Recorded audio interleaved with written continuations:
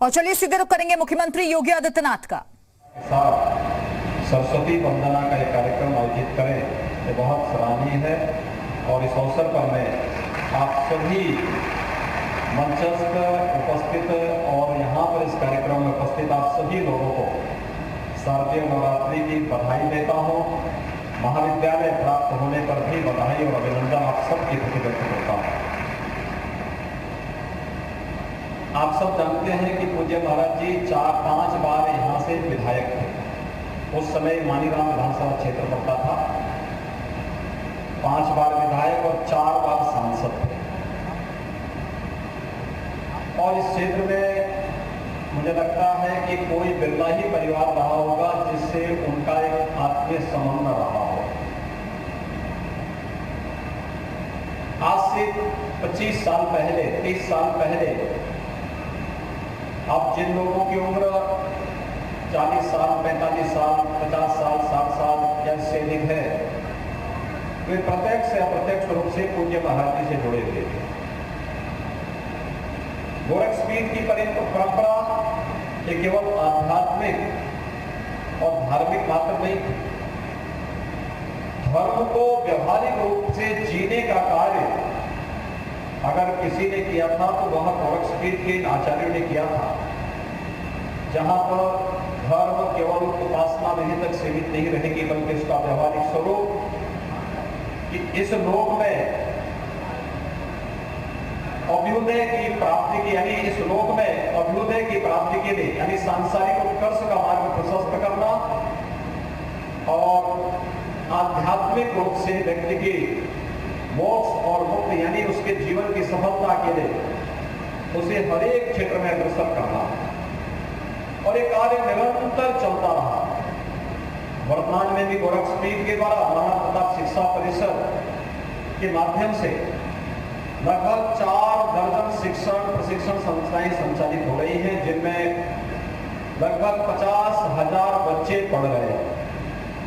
आज मुझे प्रसन्नता है कि पूज्य महाराज जी के द्वारा के नाम पर उच्च शिक्षा विभाग के द्वारा इस राजकीय डिग्री कॉलेज की स्थापना करने के साथ ही यहाँ पर इस सत्र में कक्षा संचालन का कार्यक्रम हुआ है और आज इसका भव्य लोकार्पण का कार्यक्रम हो रहा है। उच्च शिक्षा विभाग के मंत्री और उप मुख्यमंत्री डॉक्टर दिनेश शर्मा जी को, विभाग के राज्य मंत्री को, विभाग के सभी अधिकारियों को और कार्यदायी संस्था के साथ साथ यहाँ के प्रशासन, यहाँ के जनप्रतिनिधि, विधायक श्री बहादुर सिंह जी, सांसद श्री रवि किशन जी, इन सबको हृदय से धन्यवाद देता हूं कि इन लोगों ने रुचि लेकर के इस कार्यक्रम को आगे बढ़ाया। आप सोचिए, जंगल कौड़िया महाविद्यालय और महाविद्यालय में पहले सत्र में कितने बच्चों का प्रवेश हो गया है। प्रवेश में भी मैं देख रहा था अभी यहाँ पर जो हमारे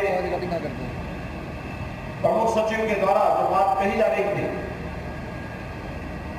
कि 373 केवल बालिकाएं हैं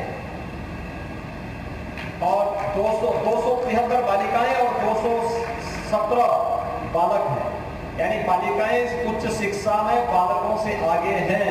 महाविद्यालय में प्रवेश की हुई बालिकाएं इस बात का साक्षात उदाहरण प्रस्तुत कर रही हैं और किसी भी सभ्य समाज के लिए ये एक शुभ लक्षण है कि बालिकाएं तेजी के साथ आगे बढ़ रही हैं और जीवन के प्रत्येक क्षेत्र में आगे बढ़ चढ़ करके हिस्सा ले रही है। बहुत सारे क्षेत्र हैं जिसमें बालिकाओं को प्रोत्साहित किया जाना चाहिए, जैसे सेवा का, स्वास्थ्य का जो क्षेत्र है, बालिकाएं इसमें बहुत अच्छा काम कर रही है। हमारा नर्सिंग स्टाफ होता है, आंगनबाड़ी और आशा वर्कर के कार्य पद्धति को आप देख सकते हैं। गाँव और घर घर में जाकर के कोरोना कालखंड में सेवा का जो अनुपम उदाहरण उन्होंने प्रस्तुत किया वो अभिनंदनीय है। ऐसे नर्सिंग स्टाफ ने कोरोना वॉरियर्स बन करके, हेल्थ वर्कर बन करके जो कार्य किया, बेसिक शिक्षा में जो अध्यापिकाएं हैं रुचि से उस बच्चे पर ध्यान देकर के उसको आगे बढ़ाने का कार्य करती है। और हम लोगों ने इसीलिए जब उत्तर प्रदेश में पुलिस की भर्ती थी तो हम लोगों ने कहा एक क्षेत्र जो अब तक अछूता रहता था, मैं देखता था 2017 तक उत्तर प्रदेश में 3 लाख की पुलिस फोर्स में मात्र महिला पुलिस केवल 10,000 थी। और भाइयों बहनों, हम लोगों ने अगले 4 साल के अंदर 20,000 नई बालिकाओं को उसमें भर्ती किया और अब 30,000 पुलिस बल हमारे पास केवल महिला और बालिकाओं का है, जो मिशन शक्ति के माध्यम से हर एक बहन और बेटी को सुरक्षा की गारंटी देने का कार्य कर रही है। और मुझे लगता है कि महिला सशक्तिकरण का इससे उत्तम उदाहरण क्या हो सकता है कि आज हम यहाँ पर जंगल तोड़िया में जिस महाविद्यालय का लोकार्पण और जिस मूर्ति के अनावरण के इस कार्यक्रम में यहाँ पर शामिल हुए हैं, उन्होंने महिला शिक्षा पर विशेष ध्यान दिया। गोरखपीठ ने पहला महाविद्यालय महिलाओं का 1956 में स्थापित कर दिया, जिसे बाद में गोरखपुर विश्वविद्यालय को दान स्वरूप उपलब्ध करा दिया था। गोरखपुर विश्वविद्यालय की आधार बना। बालिकाओं का पहला इंटर कॉलेज 1950 के दशक में ही बन चुका और उसके उपरांत आज भी आप देखते होंगे 4 दर्जन से अधिक जो शिक्षण संस्थाएं चल रही हैं। जितने बालक हैं उतनी बालिकाएं उन सब में अध्ययन कर रही हैं और जीवन के अलग अलग क्षेत्र में जाकर के वे सभी बालिकाएं समाज को नेतृत्व प्रदान कर रही हैं, समाज के जीवन में एक परिवर्तन लाने का कार्य कर रही हैं। और जंगल तोड़िया में महाविद्यालय, जिसमें एक साथ 3 शाखाएं प्रारंभ हो रहे हैं।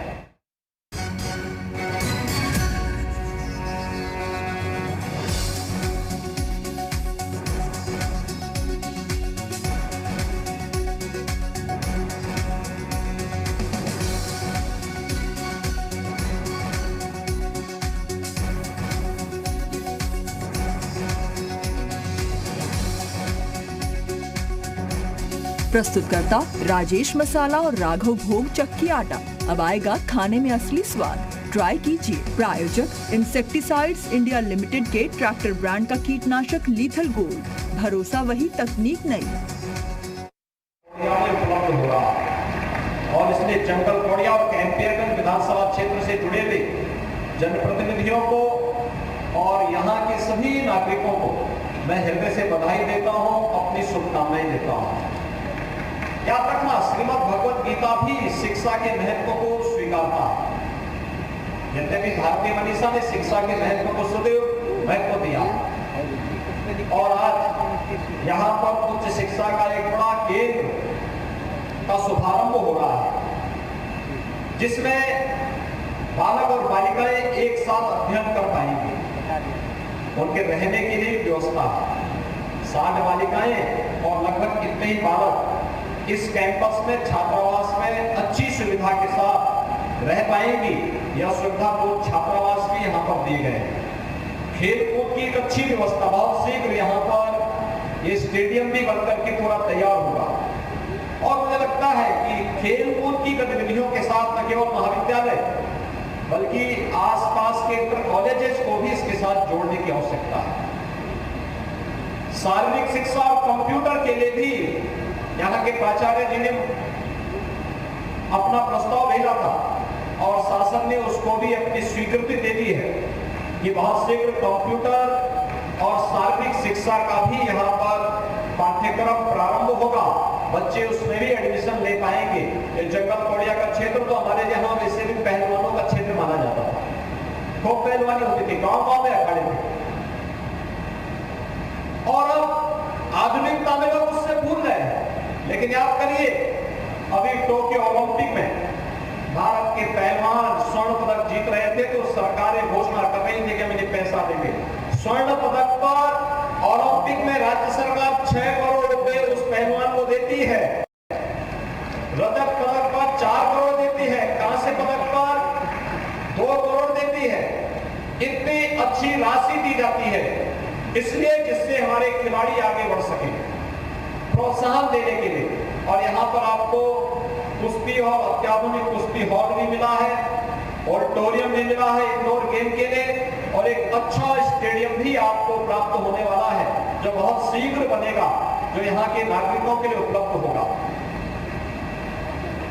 मुझे लगता है कि अब हम लोगों को एक नई प्रतिस्पर्धा के लिए आगे बढ़ना होगा।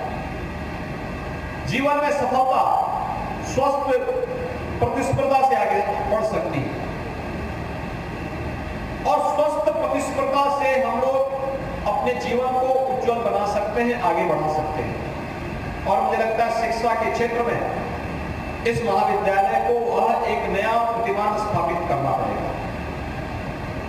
नया विद्यालय है, नया महाविद्यालय है, नए प्रवेश है, शिक्षा का माहौल जिस प्रकार से यहाँ की टीम बनाएगी, जिस प्रकार की एक्टिविटीज यहाँ पर प्रारंभ होगी, रचनात्मक गतिविधियां प्रारंभ होगी, यह आने वाले समय के लिए न्यू बनेगी शिक्षा के लिए और इस पूरे क्षेत्र के लिए। और इसलिए एक बड़ी जिम्मेदारी यहाँ पर जो प्राचार्य हैं, यहाँ पर जो आचार्यगण तैनात किए गए हैं उनके ऊपर, और साथ साथ ये बड़ी जिम्मेदारी होगी यहाँ पर पहले वर्ष में प्रवेश होने वाले सभी छात्र छात्राओं के लिए। महाविद्यालय खुलते हैं प्रदेश में, हम लोग लगभग 77 महाविद्यालय खोल रहे हैं। हर एक महाविद्यालय में मुख्यमंत्री और उप मुख्यमंत्री एक साथ नहीं जा पाते, लेकिन यहाँ पर दोनों लोग उद्घाटन कार्यक्रम में नवरात्रि के दौरान आए हैं। आपके जीवन के अनमोल क्षण बनने जा रहे हैं। आपके प्रवेश के साथ ही उद्घाटन कार्यक्रम के साथ पाठ्यक्रम का प्रारंभ होना, और पाठ्यक्रम का प्रारंभ होने के साथ साथ परंपरागत पाठ्यक्रम को आगे बढ़ाने के साथ ही हम अन्य तमाम उन रचनात्मक गतिविधियों का केंद्र बिंदु महाविद्यालय को बना सके, जो भारत और भारतीयता के लिए और आने वाले समय में एक छात्र के सर्वांगीण विकास के साथ साथ समाज और राष्ट्र के सर्वांगीण विकास का आधार भी बन सके। और हमें उस दिशा में नए दिशा में आगे बढ़ने की आवश्यकता है। दूसरा, लाइब्रेरी पर हर छात्र जरूर अटेंड करें। अपने परंपरागत पाठ्यक्रम के साथ साथ देश और दुनिया में क्या कुछ घटित हो रहा है, अगर इन गतिविधियों का केंद्र बिंदु आप अपने आप को बना सकेंगे अति उत्तम होगा। आपको आगे अलग अलग प्रतिस्पर्धा में यह सब उपयोगी साबित होगा, और इस दिशा में हमें कार्य किए जाने की आवश्यकता है। तीसरा, लाइब्रेरी को डिजिटल बना देना। और मैं चाहूंगा कि कोरोना जैसी महामारी को वर्तमान में हम लोगों ने नियंत्रित किया, लेकिन कब ये पलट करके फिर वापस आ जाए कोई भरोसा नहीं। सतर्कता, सावधानी आवश्यक है। स्मार्ट क्लास और ऑनलाइन क्लास के लिए राज्य सरकार ने, विभाग ने अच्छा काम किया, लेकिन हमें उस दिशा में भी आगे बढ़ने की आवश्यकता है कि कब ऑनलाइन क्लास को फिर चलाने की आवश्यकता पड़ जाए, उस दिशा में भी हमें सोचने की आवश्यकता है। आज गोरखपुर शिक्षा और स्वास्थ्य का एक हब बन रहा है। आदरणीय प्रधानमंत्री जी की अनुकंपा से 2016 में गोरखपुर में एम्स मिला। एम्स का कार्य पूरा हो चुका है। अगले 1 महीने के अंदर आदरणीय प्रधानमंत्री जी के करकमलों से गोरखपुर के एम्स का उद्घाटन होगा, और विश्व स्तरीय स्वास्थ्य की सुविधा गोरखपुर और पूर्वांचल के लोगों को गोरखपुर में ही प्राप्त होगी। फर्टिलाइजर का कारखाना 1990 में बंद हो गया, लेकिन आज फर्टिलाइजर का कारखाना आप देख रहे होंगे बड़ी सी चिमनी बन चुकी है, और फर्टिलाइजर का कारखाना अगले 1 महीने के अंदर बनकर के तैयार हो जाएगा। इसका भी लोकार्पण होगा। भव्य लोकार्पण का कार्यक्रम गोरखपुर के फर्टिलाइजर कारखाने का होगा। किसानों को समय पे खाद मिलेगी, और यहाँ के नौजवानों को रोजगार और नौकरी की सुविधा फर्टिलाइजर कारखाने में प्राप्त होगी। गोरखपुर में आयुष विश्वविद्यालय भी बन रहा है। गोरखपुर में महायोगी गोरखनाथ विश्वविद्यालय भी बन गया है। गोरखपुर में सैनिक स्कूल भी बन रहा है, और गोरखपुर में कैंपियरगंज में एक ITI का निर्माण हो रहा है। कैंपियरगंज में 2 इंटर कॉलेजेस का निर्माण पूरा हो चुका है। सहजनवा में एक पॉलिटेक्निक का निर्माण हो रहा है। पिपराइच में चीनी मिल का निर्माण होकर के वहां पे चीनी उत्पादन का कार्य भी प्रारंभ हो चुका है। यानी जो विकास अब तक बंद था, उस विकास का रास्ता खोला है भारतीय जनता पार्टी की सरकार ने। और भाइयों बहनों, जब विकास आगे बढ़ता है तो यह प्रत्येक नागरिक के जीवन में भी परिवर्तन लेकर के आता है। आज ये चौड़ी सड़कें हैं, बिजली है, जो राशन मिल रहा है। सरकारें पहले भी थी, तब सड़कें अच्छी नहीं थी। सरकारें पहले भी थी, तब बिजली नहीं आती थी। सरकारें पहले भी थी, तब जंगल कोड़िया में महाविद्यालय, आईटीआई और इंटर कॉलेजेस नहीं बन पाए थे। सरकारें पहले भी थी, तब गरीबों को राशन नहीं मिल पाता था। सरकारें पहले भी थी, तब सुरक्षा की गारंटी न बहन बेटियों को थी और न व्यापारियों को थी, न किसी संभ्रांत परिवार को थी। लेकिन भाइयों बहनों, आपने 2014 के बाद बदलते हुए भारत को देखा। बिना भेदभाव के शासन की योजना हर गरीब को मिलना, जिसके पास मकान नहीं उसको आवास की सुविधा, जिसके पास शौचालय नहीं उसके घर में शौचालय बनाने की व्यवस्था, जिसके पास विद्युत का कनेक्शन नहीं। मुझे याद है बढ़नी गांव में बिजली नहीं थी और बढ़नी गांव में बिजली पहुंचाने के लिए मुझे 1998 में 10 लाख रुपए देने पड़े थे। 1 करोड़ की सांसद निधि थी, उसमें 10 लाख रुपए मैंने एक गांव के लिए दिए थे। और आज बिना मांगे हर गांव में बिजली का कार्य हो रहा है, हर गांव में बिजली पहुंचाई जा रही है, पर्याप्त मात्रा में बिजली मिल रही है। पहले धान का क्रय नहीं होता था। यहाँ पे जंगल कोड़िया में प्रधान जी है रामचंद्र सिंह जी, इनकी खेती बाड़ी है और ये खेती बाड़ी के कार्य से जुड़े हुए हैं। उनको अपना धान, अपना गेहूं, अपना केला कुछ भी बेचना होता था, पैसा नहीं मिलता था, दाम नहीं मिलता था।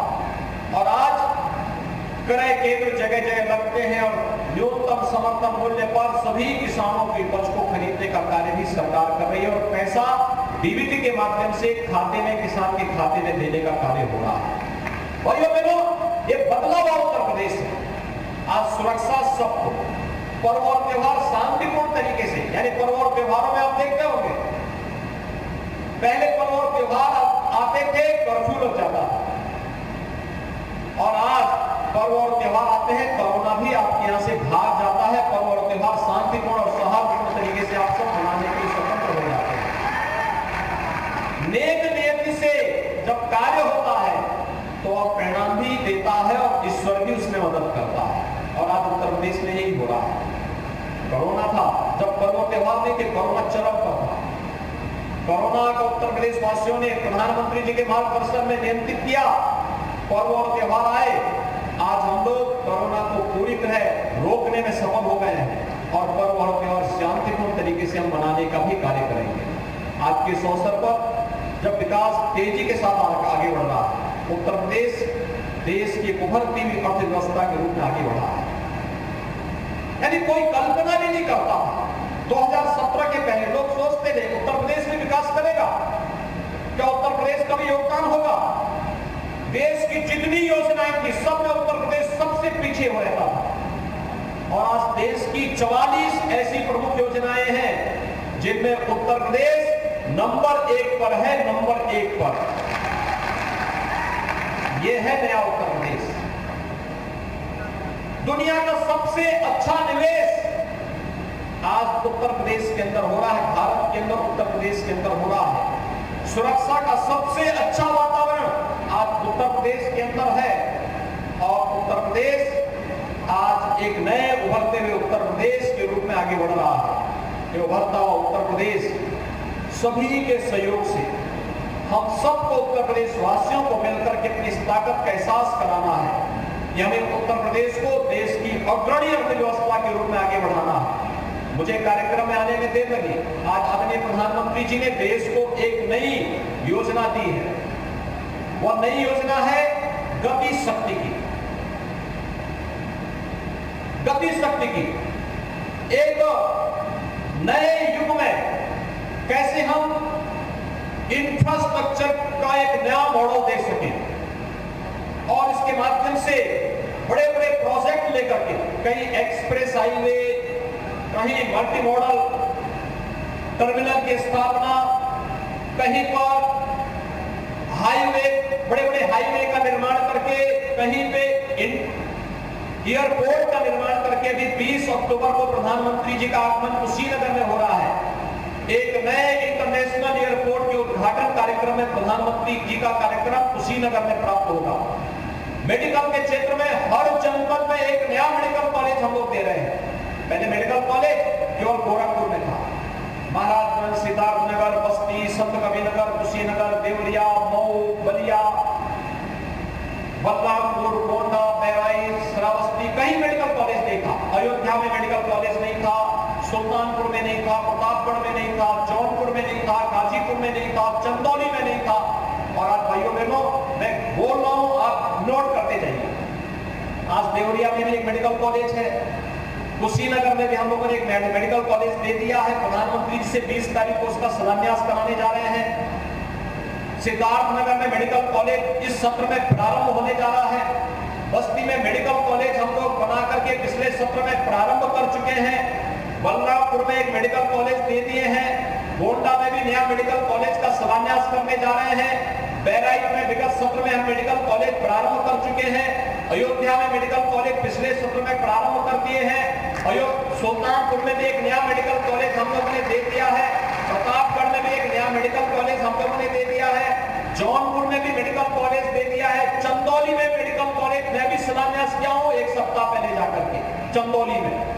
और गाजीपुर में भी मेडिकल कॉलेज का शुभारंभ इसी महीने प्रधानमंत्री जी के कार्यक्रमों से हम प्रवेश, बच्चों का प्रवेश करके एडमिशन करके वहां अपनी प्रारंभ करने जा रहे हैं। आप सोचिए, पहले एक भी मेडिकल कॉलेज नहीं था, कितने मेडिकल कॉलेज हम लोगों ने बना दिए। यानी सोच ईमानदार होती है तो काम ऐसे ही दमदार होता है। दमदार काम जो दिखाई दे, दमदार कार्य वह नहीं जो रवि किशन जी जोर से बोल करके बोल रहे थे। और उन्होंने दमदार अभिनय किया है भोजपुरी फिल्मों में, और कोई संदेह नहीं। रवि किशन जी की फिल्मों को देखते हैं, फ्री में दिखाते हैं कि पैसा लेते हैं?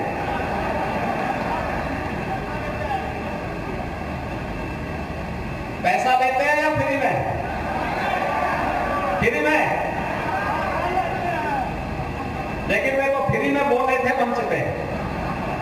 उन्होंने जब मंच पे बोला तो उन्होंने यही कहा, बोलने के बाद जब बैठे तो उन्होंने डॉक्टर दिनेश शर्मा जी को कहा कि जो बोल रहा हूं इसका बिल आपके पास भेज दूंगा।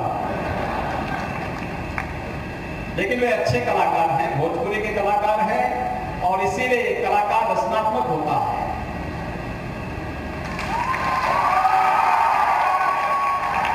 उस रचनात्मकता का लाभ आप लोगों को प्राप्त हो सके,